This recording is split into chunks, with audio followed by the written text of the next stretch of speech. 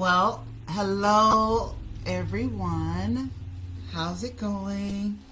This is Letitia. We're so excited about having you to join us today. We are on Facebook Live. Hey y'all. And we're on Instagram Live over there. Hey there, how's it going? I'm going to swing over here because the last time I forgot to put us on until later. There you go. Hey, how's it going?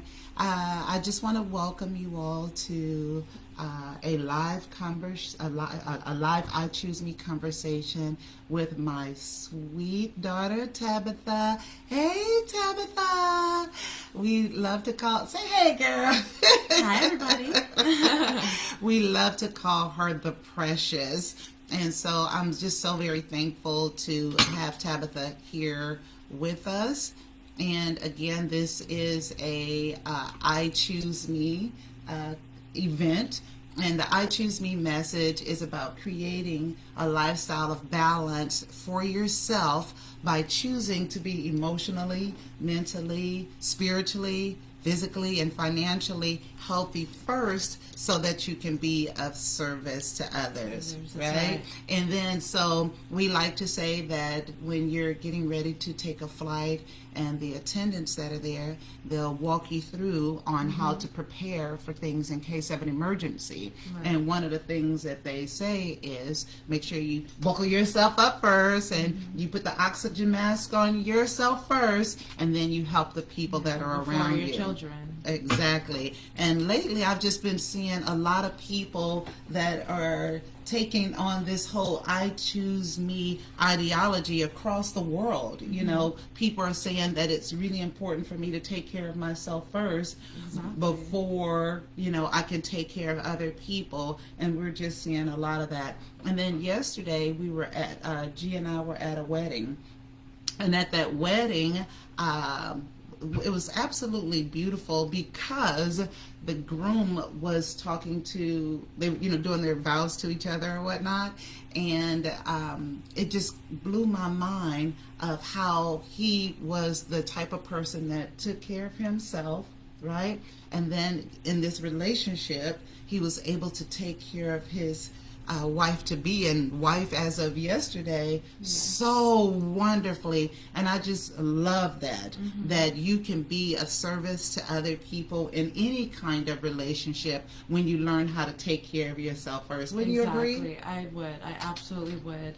I think before a lot of people have relationships with one another, romantic or platonic, it's very important to have all your own ducks in a row. So you can not only, take care of others, but truly be happy for them as well. Oh, I love that, because once you got yourself taken care of, then of course not only can you be of service to others, but you can be happy and for the well-being of the other people around you. Yes. And again, I'm so glad to have my daughter here, and today the topic is an interesting topic, but just a couple of things about her for those of you who don't know. We're native Houstonians, but for her, she calls herself like I'm from Spring, Texas.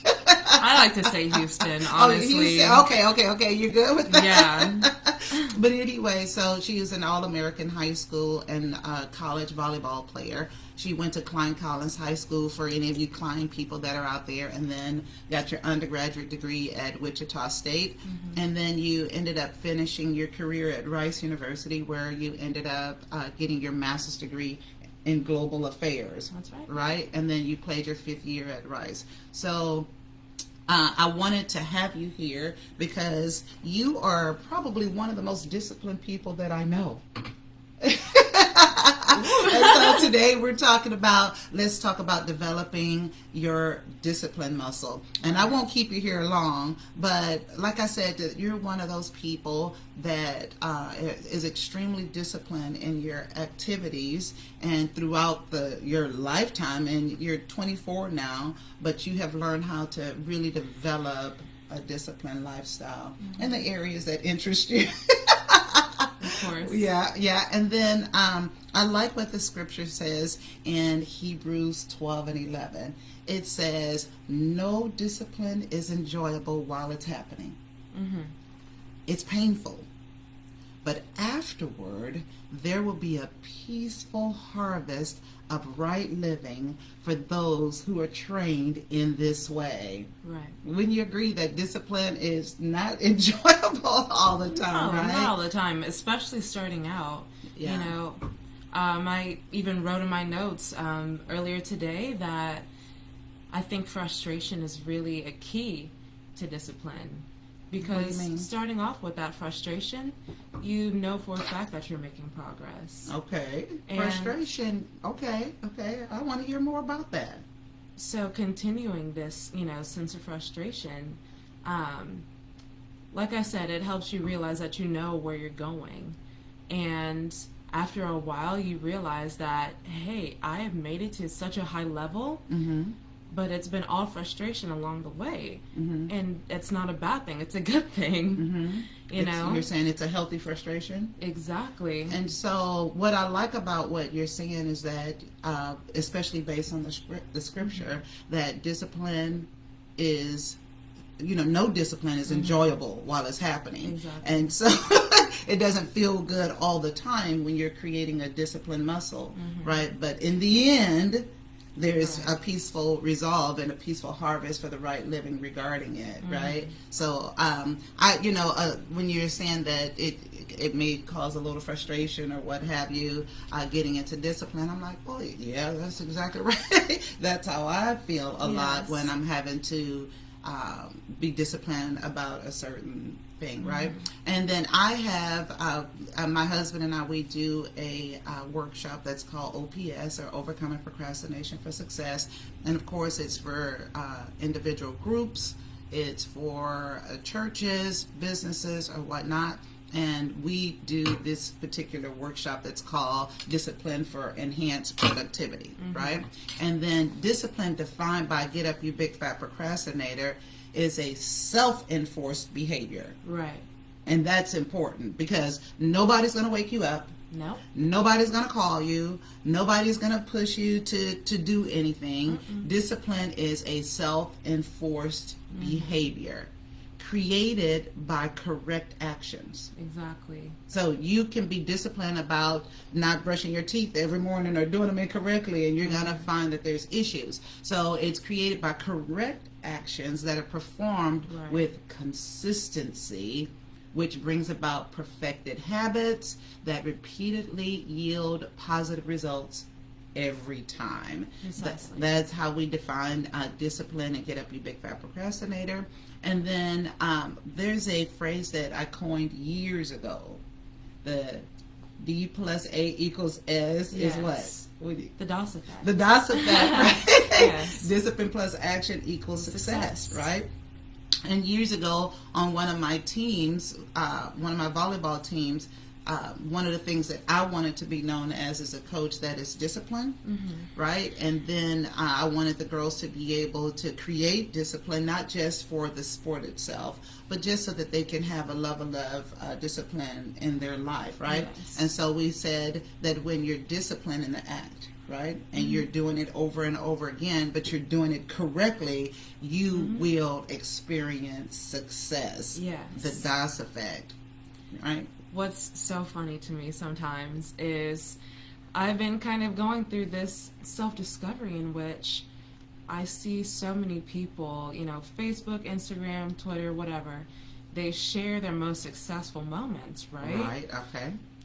Hardly ever do any of these people share the blood, sweat, and tears that it takes to get there. Right. No one ever shows, oh, I'm going to medical school. I just became, a new pharmacist.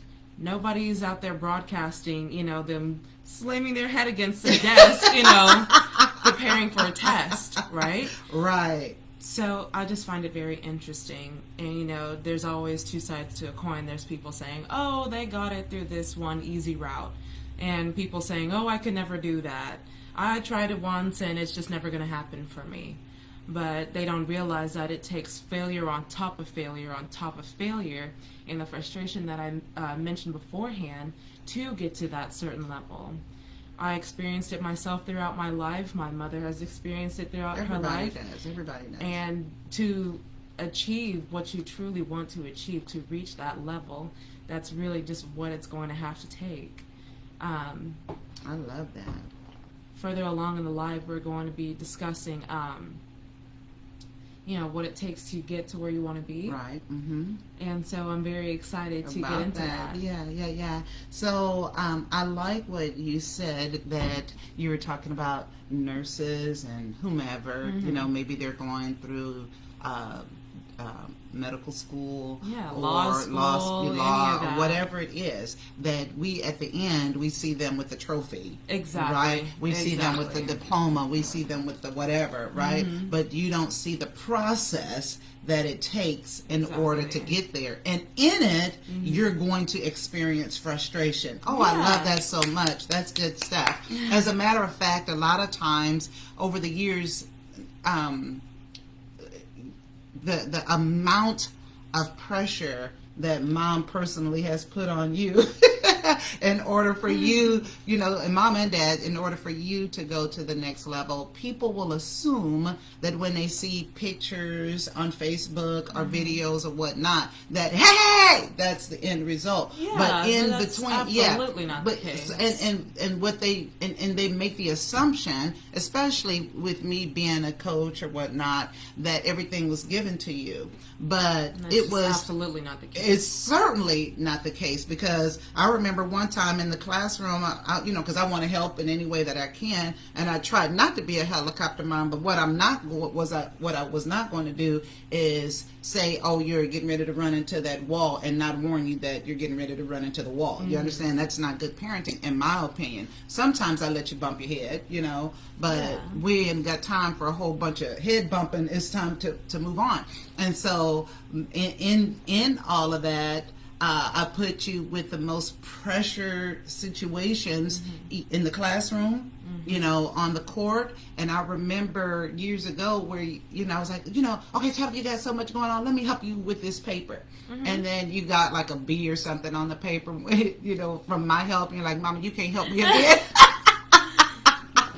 And so all of your achievements in high school, which you, National Honor Society, and all of that wonderfulness that you got in high school, and the many accolades, academic accolades that you got in college as well, from being cum laude to getting your master's degree. There's a whole bunch. You got a whole bunch of academic awards along with the athletic awards, that it's you that was putting in the work. Yes. It wasn't, I did my part, but you were putting in the work, and I couldn't get on the court and do any of that for you. I couldn't go in the classroom and do any of that for you. I couldn't study for you. I couldn't do any of that. So the doors that open up for you is because of the effort. And I like what Ecclesiastes 5:3, I think it is. It says, "For a dream comes with much business and painful effort." Yes. I remember using that scripture for my team at Northland Christian when I was coaching them for volleyball. Oh, wow. Remember, I did that. And so that it was so cool that they really embraced it. It's like, this is what our dream is. This is what our goal is. Exactly. But hey guys, if you're going to accomplish this goal, it's going to take much painful effort. Are you ready to go?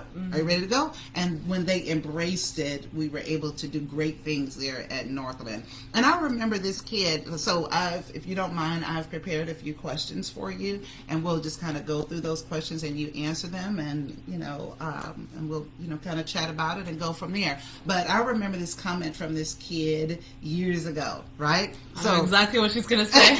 So I was in the gym. We were in the gym. Tabitha and I were in the gym all the time. So for those of you who, if you don't know Tabitha or know about volleyball, she's what they consider a small outside hitter. So at about grade 9, she ain't grown no more. So she wanted to be she had a goal, and she wanted to be a stellar volleyball player, and wanted all the, the hoorah, whatever, and wanted to be great in it. And I was like, well, it's going to take some painful effort in order to get there. Exactly. Right? Because you're competing against giants. And we have to figure out how to make you a giant in this body that you have. Now you walk next to people and you're considered really tall, but in the volleyball world, yes, I'm the shrimp.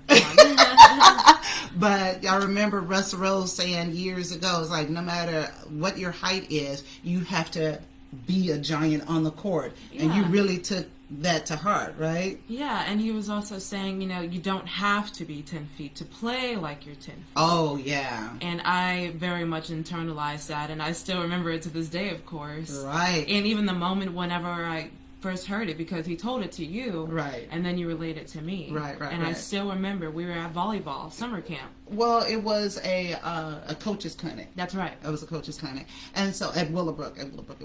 Shout out to Willowbrook.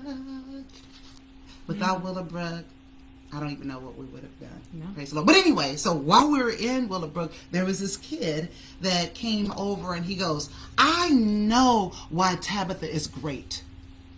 And he said, she's great because she is always in the gym and willing to do extra work. This is a little kid, a wonderful, like a little 8-year-old child. He says, I know why she's great. And I'm like, wow, for a kid to have that kind of revelation and for that to stick in my head, that was like in 2013 or something. Yeah, it was very intuitive. Yeah, very intuitive. And that's exactly right. It was because you were willing to put in the hours, right? I had to drive because you didn't drive, and I was your coach, right? That's my part to play in it, but you had to lace up those shoes. You had to jump on all those boxes. Yes. You had to put in thousands and thousands and thousands of reps, and from passing to hitting to making sure you're eating healthy and drinking plenty of water. You had to do the work. Yeah. And I love that so much. And so when we talk about discipline, and you have to ask yourself the question, like all of you all, when you're talking about it, it's like,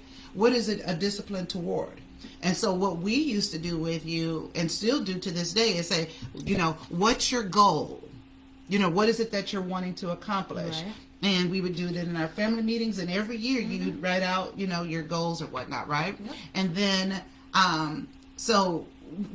as you're developing discipline, you have to ask yourself, the question is like, what are my goals? And understand what the end result of that and what does that look like, right?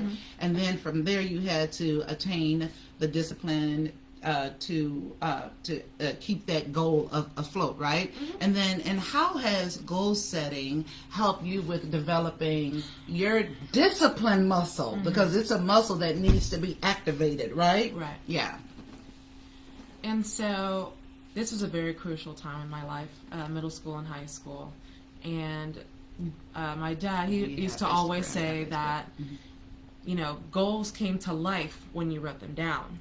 Right. So what I did in high school when I was a freshman, I had a whiteboard on my wall. Yeah. And I listed my goals on there. And I also had affirmations and Muhammad Ali quotes. Do you remember that? So every morning around 5 a.m. when I woke up, that's what I was looking at. And I hope y'all heard, she said 5 a.m. Yeah, because school started at 7:30. Right. So. But 5 a.m. is pretty early. I thank God they had buses early. But go ahead. Yes. And so I think that's what really catapulted my life. At that point, I was basically a woman obsessed. I dedicated my life to my goals. And, I mean, as we can see, I've been able to experience some success from that. Right. And so I hope that people are able to take that away when, I like to say I kind of have a bit of an ADHD brain. And so if something is out of sight, it's out of mind. Right. 100%. Okay. If I'm not looking at it, I don't know it exists. Right. So for those who kind of have that issue as well, you have something that you can look at every single day. Even if it's like a little vision board, right. A salad, a barbell, a book, Right. And if you guys can look in the back over here, That's Oh, yeah, my that right vision there. board. My I Choose Me vision board. So it's good to have it in front of you. I love that. I love that. So you were saying that in order to receive or to attain that goal, that you put it up front so that you can see it every day. Yes. And Dad said to you that visions and goals come to life when you write them down. Physically Write exactly. them down. Excellent. I love that. Thank you for sharing that. Of course. And then how has being a student athlete shaped your discipline muscle as it relates to whatever, you know what I mean? Because being a student athlete is real different than being just a plain student. People don't understand the number of hours and the discipline and the work that comes with building your body physically and building your mental capacity, dealing with the emotions of high school and middle school, going up and down. Serious roller coaster, right? But there were some rituals and stuff that you had to do that helped you to shape your discipline muscle as a student athlete. Can you talk to me about that? Okay, so when I was writing this down earlier of all the stuff that I was doing on a day-to-day basis, especially in high school, I was like, I don't know how I did that. That is absolutely insane. Looking at it from a non-athletic point of view. Right. But back then it was just, it was Monday. Right. Exactly. But so I've been playing volleyball for about 13 years, right? And so at this point I'm used to keeping a schedule. Classes started at 7:30 in the morning. Seventh period, we go to volleyball practice, and this is during high school season in the fall. After that, we'd end practice around 4 o'clock, and then I'd go to Wardell on Tuesdays and Thursdays. And who was Wardell? Wardell is my high school trainer, middle and high school trainer. Strength and conditioning coach, right? Yes. And we used to have the FAST facility. That used to really, that used to be very, very tough, but thankfully he was an excellent coach. There were other girls from Klein Collins who are a little bit older than me and were at Willowbrook who did it with me, and they can definitely tell you that that was no walk in the park. Anyways, during club season, that was a little different.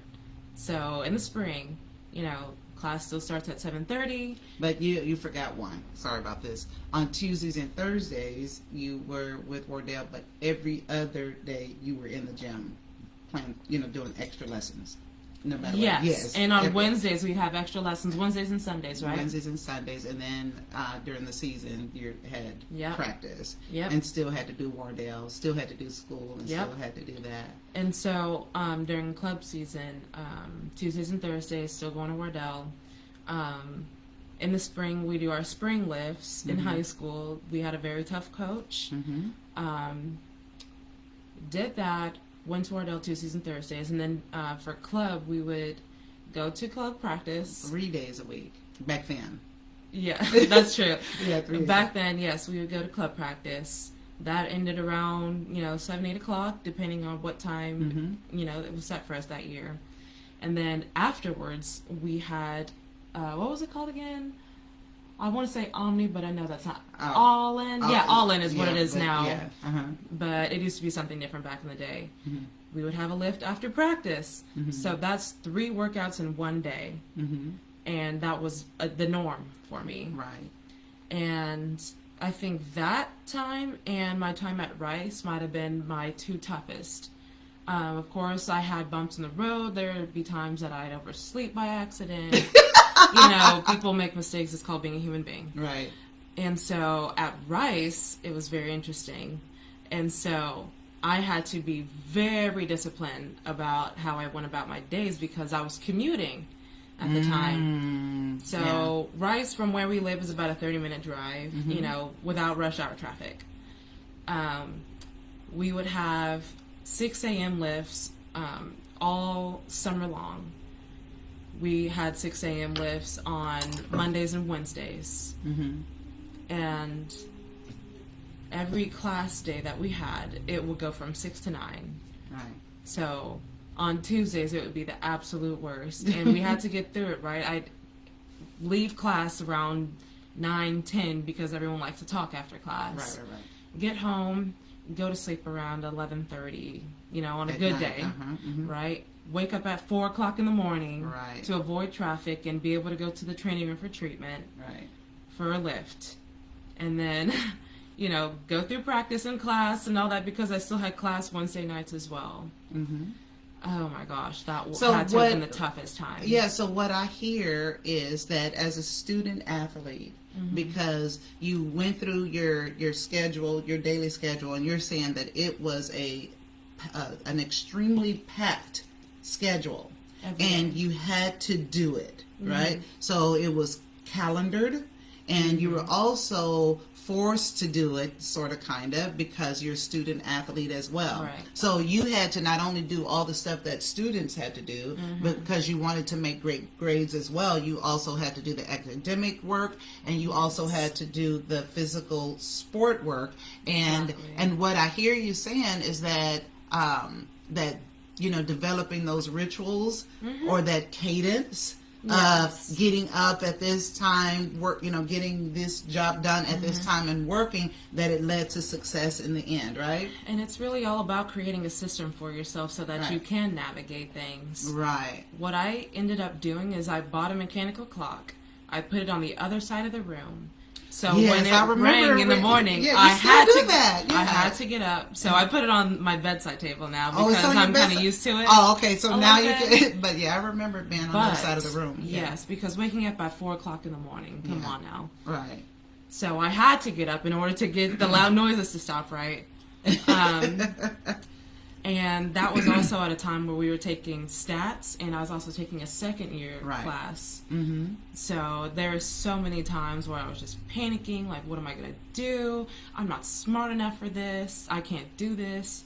And, looking back on it, I survived all of it. You survived. But it's really, like I said, all about creating a system. These classes, they would have us writing upwards of 20 pages worth of papers. And what I had to do is, because I kind of have issues focusing and with impulse control, and so being at home, I couldn't do all my studying, right? Because then I'd get distracted, right? And I didn't feel that sense of accountability as I would if I were in study hall or a library or Starbucks. So that's where I went, and I'd be there all day long. Yep. If I had the time. Weekends, Sundays, if I had to do it, that's where I was. So when you got to Rice, you got kind of grown. Right? Yeah, and so after you played that season, like you said, you have been playing the sport for 13 years, right? And as a student athlete, you really developed the discipline muscle, and you knew what it took in order to be successful, right? Exactly. And then, so I like that, and then, and I remember that you were had registered for these AP courses your senior year, and you were going to bed at like 2 o'clock in the morning and having to wake up at 4 and 5 o'clock in the morning. And as parents, we're like, you go ahead and finish out the semester or what have you, but after that we're going to have to make some adjustments so that you can get your proper sleep, right? Right. And at the and time I think that we need to be able to do that, right? To keep a healthy balance, right? Yes.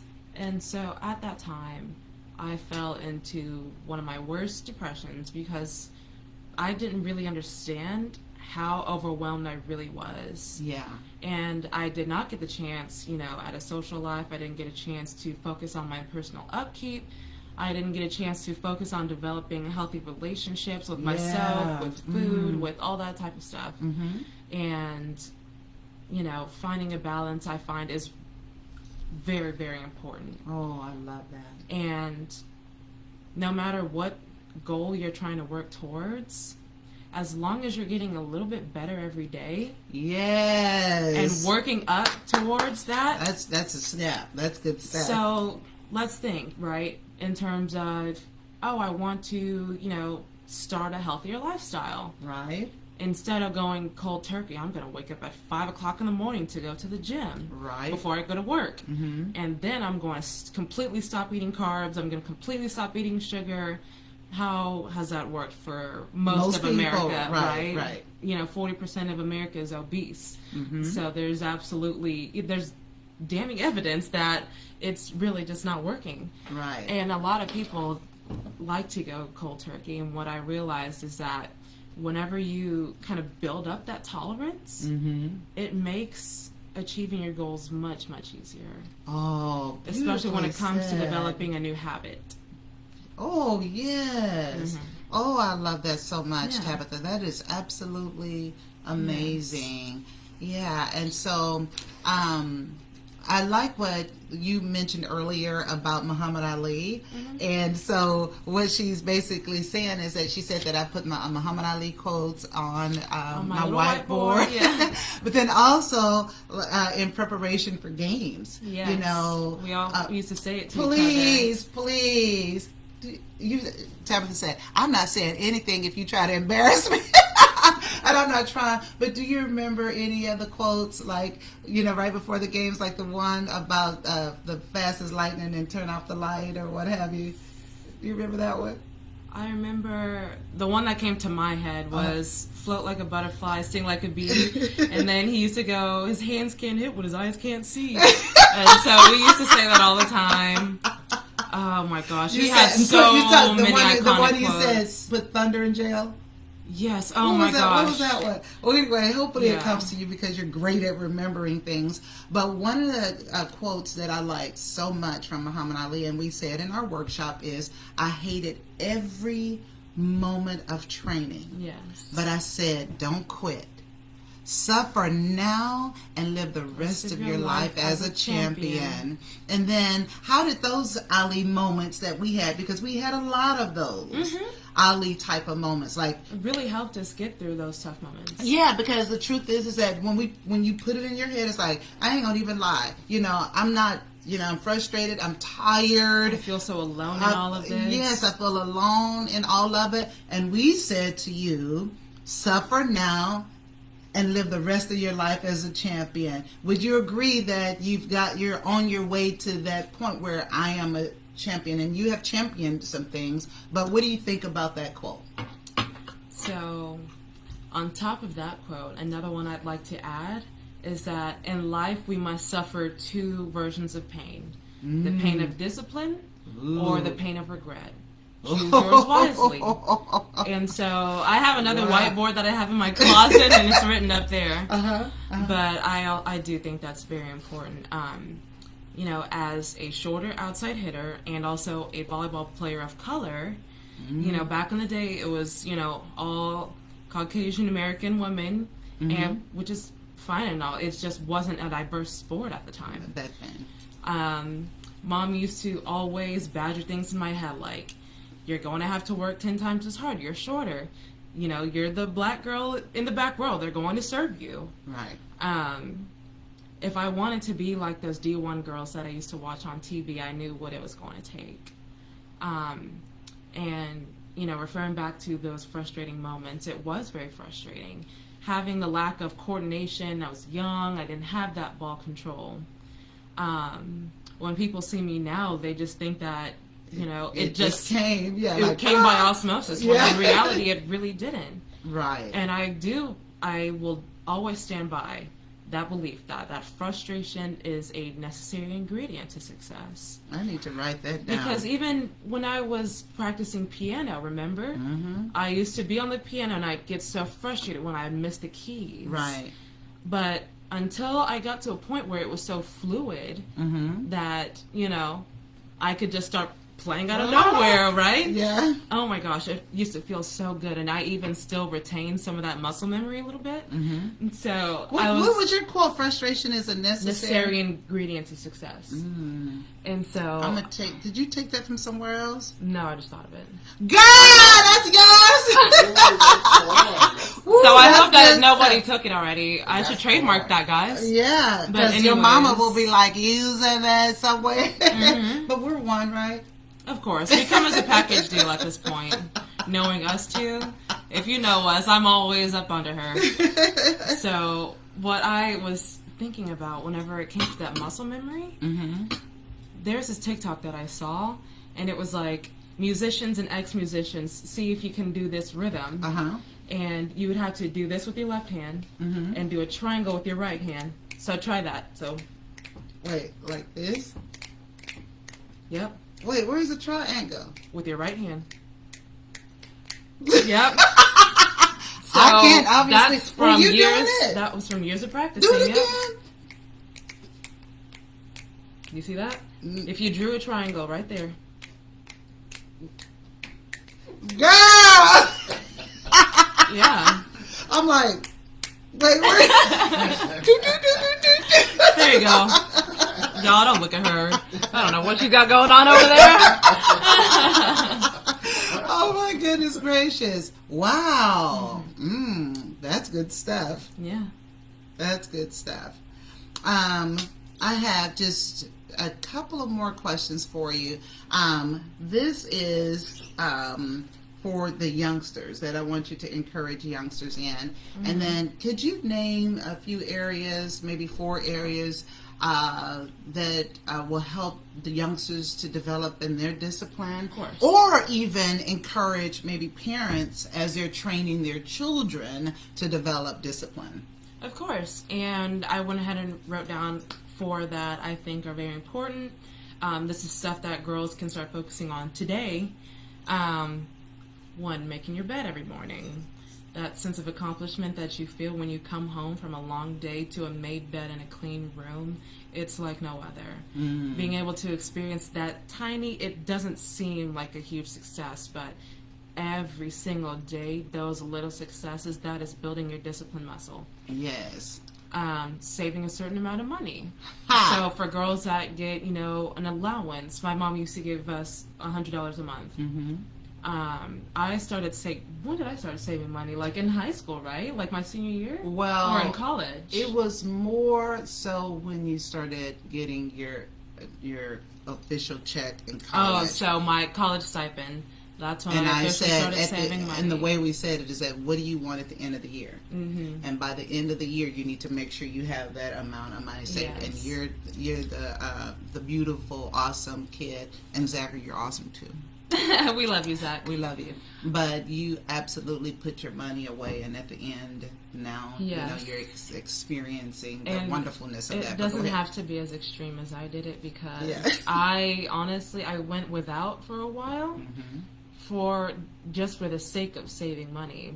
So now I'm at a point where I can be a little bit more lenient with my spending, but even then, my goal is a down payment towards a house. Right. So when the market frees up, I will have that money set aside. A lot. I don't know if y'all heard what she just said. Is my goal is to be able to pay for my own home with my money, the full 20%, whatever the amount of house that you want, But I love Yes. that's on your mind. What's number 3? So number 3. Creating a consistent sleep and waking up schedule. Ooh. So another thing That's that a doesn't seem good very one. important, but it really helps with your physical health and being able to get through life functioning normally. People don't realize how much of a toll a lack of sleep puts on them on a day-to-day basis. So yeah, that's one thing that you can work on. What time am I going to go to sleep? Yeah. 11 o'clock? Okay, because I have to wake up at 6. That's, X amount of hours that I can get. I love that about you, because the Bible talks about the ant and, the level of discipline that an ant has, right? And that they have a cadence that they function on based on their ultimate goal.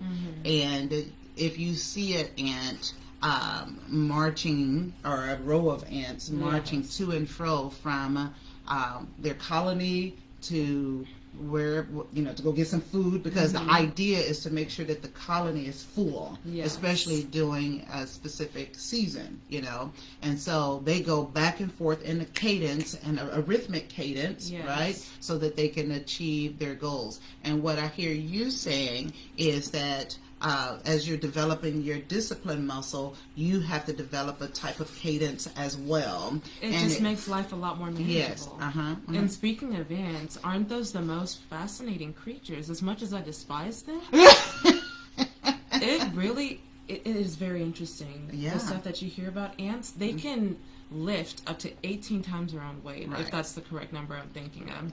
Imagine a human doing that, lifting 18 more humans, right? An ant can lift 18 times its own weight. What else? You see those ant piles. Sometimes they get ginormous. Imagine that. a bunch of little ants creating this ginormous ant pile. You know, I just find it very interesting. Yeah, and the discipline that it truly takes to be able to create a colony, maintain a colony, and then here we go, as little kids, just kicking them down because we didn't realize how much it took them, right? But anyways, number 4, setting aside a specific amount of time in which you would like to do your homework. That's kind of what I used to do when I was in high school.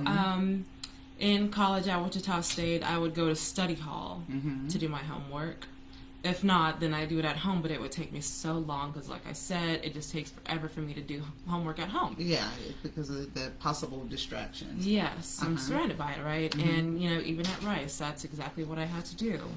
I had, you know, like 3 hours worth of a break in between each little event, and if I had the time, I would take a nap for a couple minutes. If not, if I really wanted to get started on something, I'd go to study hall. And that was at a time when we were taking, you know, stats, so I needed to get that, so I could get an A. Anyways, so those are 4 things that I think that so anyone let's say can start on. The first one, not go into detail, but the first one is making bed every morning. Making your bed every morning, because that's an opportunity for you to have to build that muscle. Build the muscle, have pockets of success. Yes. Right? Number 2 is saving a certain amount of money. Saving, making a decision on how much you want to save based on how much you earn, and doing it every single time. I know as soon as you get paid, you, like you said, in the extreme, it goes to my savings. All of it goes to the savings, you know, or a percentage of it goes to the savings. And then, and one of the things that we don't talk about it as much, but we should, is about the ability to give some away too, having a percentage to give away. Yes. And number 3 is? Number 3, setting a sleep schedule. Setting a sleep schedule, because you said that, and we talked about the cadence regarding that as well, is, you know, that if you make a decision that this is the time that I'm going to go to sleep, it's going to feel good too, because you have to get the needed amount of rest. But, you know, like, I'm going to bed, like they used to say back in the days, you know, the grandmothers and whatnot, they're like, we going to bed at 7 o'clock and we wake up at 4 o'clock in the morning, you know what I mean? It's always that rhythm. And then number 4, and successful people have a rhythm as far as their sleep patterns are concerned. Yes, and then number 4, setting aside a specific amount of time to do your homework every day. That's it. So for youngsters, I hope, you know, parents, that you get that information, and that, you know, the youngsters, if you get an opportunity to listen to this broadcast, that, you know, that information will be a blessing to them. And then, so last comment, and we have like a minute, you know, for this answer. How has the I Choose Me message shaped you? And before it really clicked in your head, which it's, you know, it's clicked, how has the I Choose Me message shaped you, shaped your thought patterns? So for the longest time, I used to be deathly afraid of prioritizing myself and my own needs, for fear of people getting mad at me for it. I didn't want to, you know, make anyone upset. I was a people pleaser. And a lot of us women, we are socialized and engineered to be that type of person, to make everyone around us happy, to put their needs before our own. And I think now the world is kind of coming to a general consensus is that is very draining. And I have no time for myself. I can't be the physically, mentally, emotionally, spiritually, I can't be my best self in terms of those aspects.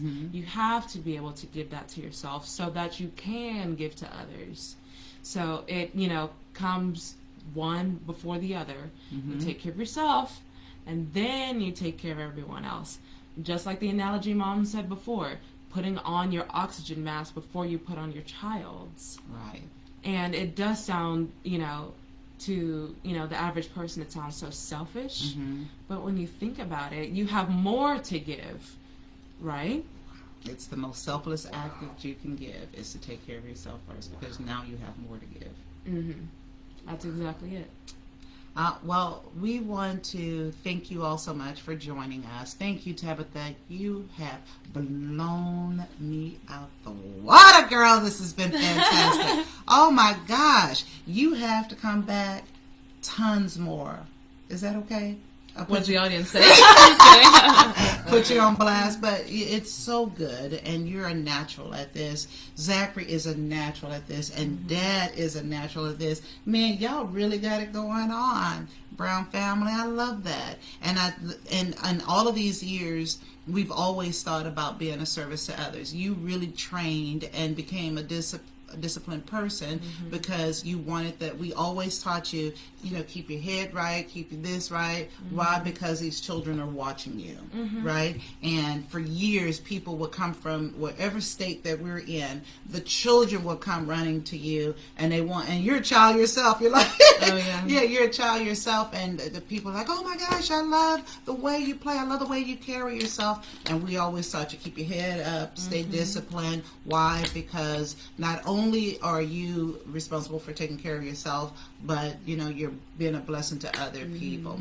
And I love what Mama said. My mama, before she went on to be with the Lord, she says, Letitia, don't be afraid to get out of the boat and walk on water. Yes. And that's my encouragement to you all, that it's important for you to remember to choose yourself first, and it's okay. And if you're procrastinating about anything, I want to encourage you to get up, you big fat procrastinator. Get up, you big fat procrastinator. I wrote the book, Get Up, You Big Fat Procrastinator. It is a blessing to so many people. If you have the book on your shelf and you've been procrastinating about being disciplined about anything, the title itself will encourage you to get up and get going and get moving toward your goals and your dreams. Now, one last point that I do want to make is whenever it does come to procrastination, look at yourself in the next 10 years, the next 20 years, the next 50 years. If you got that much longer to live, right? Anyways, I know, right? Oh my gosh. Think of yourself at that time, and you look back, and if you cringe with regret, then you know that you need to get up today. Yes. Today. You must have been reading my book. Guys, this book has so many hidden gems. It's the perfect book to really tap into your own potential. You really don't realize how high that you really can reach until you find that inspiration. I think this book is perfect for that.